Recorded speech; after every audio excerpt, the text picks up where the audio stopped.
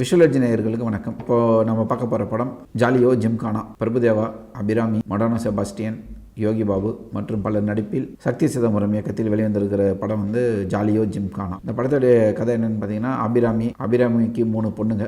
இவங்க ஒரு வெள்ளக்காரன் ஹோட்டல்னு சொல்லிட்டு ஒன்று வச்சுட்டு இருக்காங்க, பிரியாணி ஹோட்டல். அந்த ஹோட்டலுக்கு ஒரு எம்எல்ஏ சாப்பாடு வாங்க வராரு, பணம் கொடுக்காம ஏமாத்துறாரு. அதில் வர பிரச்சனை, அவங்க ஒரு பிரபல வக்கீல் பிரபுதேவா, அவரை வச்சு வாதாடி அந்த பணத்தை வாங்கலான்னு போது பிரபுதேவா யாரோ கொலை பண்ணிடுறாங்க. அப்படி இவங்க அந்த கொலைக்குள்ளே சிக்கும் போது பிரபுதேவாவுடைய அக்கௌண்ட்டில் ஒரு 5 கோடி ரூபாயோ 10 கோடி ரூபாய் பணம் இருக்குது. அந்த பணத்தை பிரபுதேவாவுடைய பாடி எடுத்துன்னு வச்சு பேங்க்லேருந்து எப்படியோ திருடிலான்னு சொல்லிட்டு பிளான் பண்ணி எடுத்துகிட்டு போகிறாங்க. அப்படி எடுத்துகிட்டு போகும்போது அவங்க அந்த பணத்தை எடுத்தாங்களா இல்லை வேற என்ன நடந்தது அப்படின்ற மாதிரியான திரைக்கதை தான் இந்த படத்துடைய திரைக்கதை. கதையே இல்லாத கதை, திரைக்கதையே இல்லாத திரைக்கதை. போகிற போக்கில் எதை வேணால் எடுக்கலாம் அப்படின்ற ஒரு வரைமுறையில் வந்திருக்கிற படம் ஜாலியோ ஜிம்கானா. இந்த படத்தில் பிரபுதேவா படம் முழுக்க ஒரு 3 காட்சியில் உயிரோடு வர்றாரு. மீதி படம் ஃபுல்லாக பணமாக தான் வர்றாரு. அபிராமி 3 பொண்ணுங்களை அம்மா இந்த பணத்தை தூக்கிக்கிட்டு அங்கேயும் இங்கேயும் அலையிறாங்க. படத்தில் சிரிப்பு வர வைக்க சொன்னால் எரிச்சல் வர வச்சுக்கிட்டு இருக்காங்க. எந்த ஒரு சீனும் ரசிக்கிற மாதிரியே இல்லை இந்த படத்தில். சக்தி சிதம்பரத்துக்கு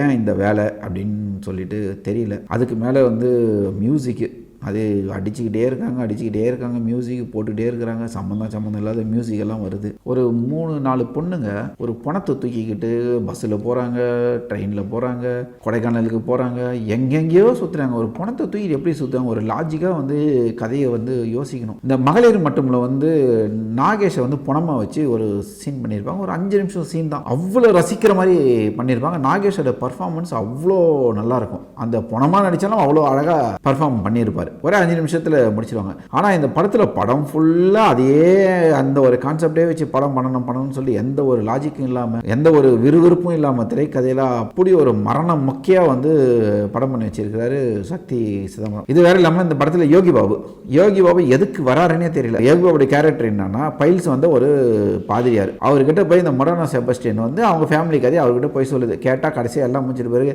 நான் பாவம் மன்னிப்பு கேட்கறதுக்காக உங்ககிட்ட கதை சொல்கிறேன் அப்படின்னு சொல்லிட்டு சொல்லுது. இந்த போர்ஷன் எப்படி போகுது? இந்த மணிக்கு MS பாஸ்கர் வராரு, ஜான் விஜய் வராங்க. இவங்க காம்பினேஷன் எதுக்குன்னு தெரியல. படத்தில் அவங்க இஷ்டத்துக்கு அவங்க பேசிக்கிட்டு இருக்காங்க. இது எல்லாத்தையும் விட தமிழ்நாடு முதலமைச்சர்னு சொல்லிட்டு நாஞ்சில் சம்பத்தை காட்டுறாங்க பாருங்க. சத்தியமாக நம்ம இப்போ இருக்கிற முதலமைச்சரெல்லாம் பார்த்தா அவரே தூக்கி போட்டு மெரிப்பார் நாஞ்சில் சம்பத்தை. ஏன் முதலமைச்சர் இவ்வளோ கேவலமாவே காட்டுவீங்க? ஃபோனை போட்டு கொலை பண்ணுறாராம் ஒருத்தர், அதை லைவில் பார்க்கணுமா முதலமைச்சர்? இந்த மாதிரியா ஸ்க்ரீன் பிளே பண்ணுவாங்க. ஒரு முதலமைச்சர் கொலை பண்ணுறது லைவில் போனோம், வீடியோ எடுத்து அனுப்பி எனக்கு யூடியூப்பில் போடு, லைவ் ரெக்கார்டு போடு அப்படின்லாம் கேட்குறாரு. ஒருத்தன் சாகிறதே முதலமைச்சர் நேராக பார்க்கணும். அது பக்கத்தில் இந்த பக்கம் ஒரு மினிஸ்டர், இந்த பக்கம் ஒரு மினிஸ்டர் உட்காந்து ஆஹா ஓஹோ சூப்பர் கொண்டுட்டாங்கன்னு கைது வர தட்டுறாங்க. மொத்தத்தில் இந்த படம் எப்படி பார்க்கலான்னு சொன்னால், இந்த படத்தில் யோகி பாபு கேரக்டர் ஒவ்வொரு சீனுக்கும் சொல்லும், எனக்கு பைல்ஸ் வந்துக்குதுமான்னு சொல்லிட்டு. நிச்சயமாக சொல்கிறேன், படம் பார்த்துட்டு வர நமக்கு கண்டிப்பாக 2.25 மணி நேரத்தில் நமக்கு பைல்ஸ் வந்துடும். அந்த படம் பார்க்கும்போது ஜாலியோ ஜிம்கானா, ஜாலியே இல்லாத ஜிம்கானா தான் இந்த படம்.